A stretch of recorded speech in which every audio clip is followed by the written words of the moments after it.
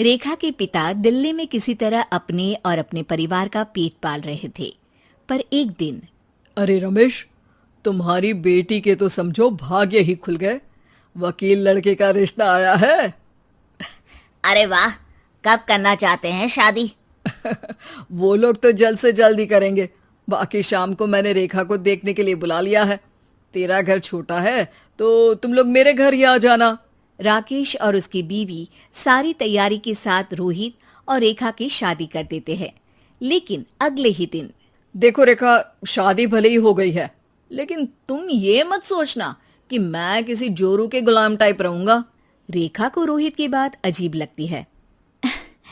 मैं ये तो सोच भी नहीं सकती और ना ही चाहती हूँ, लेकिन शादी के अगले ही दिन इस तरह की बात की उम्मीद भी नहीं थी।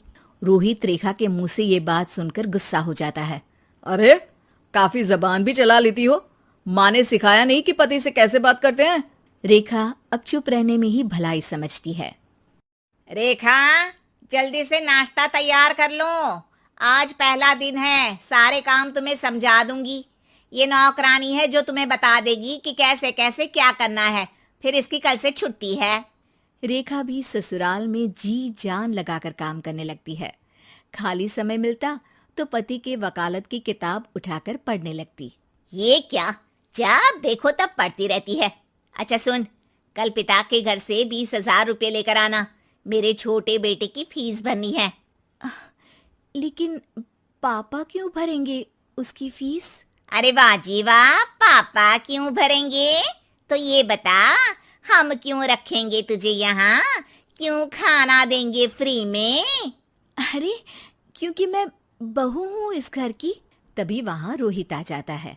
अरे वाह, बड़ी जबान चला रही हो। चुपचाप माँ जो कह रही है वैसा कर, वरना सामान उठा और जा अपनी झोपड़ी में। बेचारी रेखा क्या करती, पिता के घर जाती है, उनको सारा हाल बताती है। पिता भी जैसे तैसे पैसों का इंतजाम कर बेटी को ससुराल के लिए विदा करते हैं। देखा, अब कहाँ से आए पैसे? अरे बहुत माल है तुम लोगों के पास, बस सीधी उंगली से निकालते नहीं। नहीं नहीं माँ, पापा ने अपनी मोटरसाइकिल बेचकर पैसों का इंतजाम किया है। पता नहीं अब वो ऑफिस कैसे जाएंगे। अरे वाह भाई, ये भी हम सोचे। खैर, जैसे तैसे दिन बीतते हैं। रेखा जहाँ एक प्यारे से बेटे की माँ बनती है, तो वहीं उसका वकालत की किताब में ज्ञान और गहराता जाता है। हे भगवान, बुरे फंसे। ये केस तो लगता है कि मैं हार ही जाऊंगा। देखिए, मैंने आपकी इस केस की फाइल पढ़ी थी। इस केस को जीतना बहुत ही आसान है। वाह भाई वाह, यहाँ वकालत की डिग्री लेकर भी मैं समझ नहीं पा रहा हूँ, और तुमने रोटी बनाते बनाते ही केस समझ लिया। अरे जाओ जाओ, जाकर मुन्ने को संभालो। केस मैं संभालूंगा। ए लड़की सुन, जाकर अपने बाप के यहाँ से 3 लाख लेकर आ। पूरा घर फिर से बनाना है। छोटे की शादी करूंगी तो छोटी बहू को कहाँ रखूंगी? पूरा घर तो तूने घेर रखा है। ऐसा मत बोलिए माँ जी, पापा इतना पैसा कहाँ से लाएंगे? अब तो वो रिटायर भी हो गए हैं।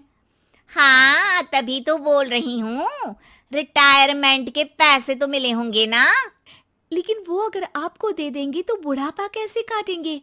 रोहित रेखा की बात सुनकर गुस्सा हो जाता है। ए सुन, चल अपना सामान उठा, अपना बच्चा उठा और निकल यहाँ से। रेखा के लाख आग्रह के बाद भी रोहित और उसकी सास उसे घर में नहीं रखते। पापा, मैं तलाक चाहती हूँ। बेटा, मेरे पास वकील के पैसे नहीं है।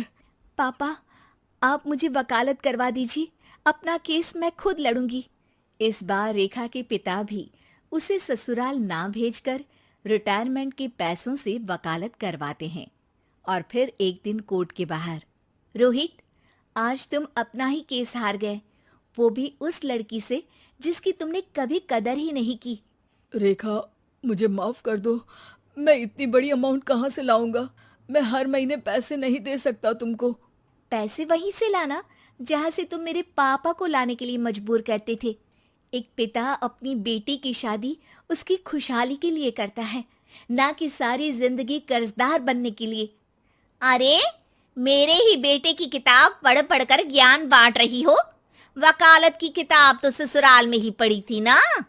बिल्कुल, यहाँ मेरी गलती रही। जिस पैसे से मैंने इसकी शादी की थी, मुझे वो पैसे पहले इसकी पढ़ाई में लगाना चाहिए था। और आज रेखा एक जानी मानी वकील के रूप में काम कर रही है।